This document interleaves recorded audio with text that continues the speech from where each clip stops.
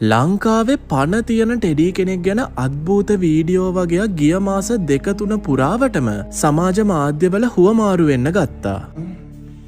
පොඩි වැඩක් සිද්ධ වුණා. ගෙදර කවුරුකුත් නැහැ, මං විතරයි ඉන්නේ, මායි බල්ලයි. මෙන්න මේ ටෙඩියා මචං ටික කාලෙක ඉඳන් මාස 4ක 5ක ඉඳන් මේක නැති වෙලා තිබ්බේ. මේක මේ බැටරි දානයක් වම්ම ගවන්නව නෙමෙයි. බල්ලට සෙල්ලම් කරන්න අරන් දීපු පරණ ටෙඩියේ. මාස 4-5ක් තිස්සේ දැන් වෙච්ච දෙයක් නැහැ. ඒ මොකද මේක තමයි මේ බල්ලත් එක්ක සෙල්ලම් කරගෙනදී එකපාරට හෙල්ලුණා දැක්කා. ඒ අස්සෙන් ඒක නිකන් හෙල්ලෙනවා වගේ පෙවුණා මට. මම මේකයි වීඩියෝ ගන්න ගත්තේ.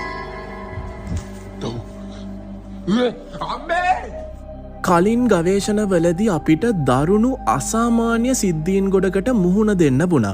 නාදුරන ඡායාවල් වගේම ගෙදර තිබ්බ බඩුමුට්ටු නාදුරන විදිහට විසික් වෙන්න ගත්තා. මේ සාක්ෂිත් එක්ක මේ අද්භූත ටෙඩියාගේ සිද්ධියේ මුලටම යන්න අපිට ලොකු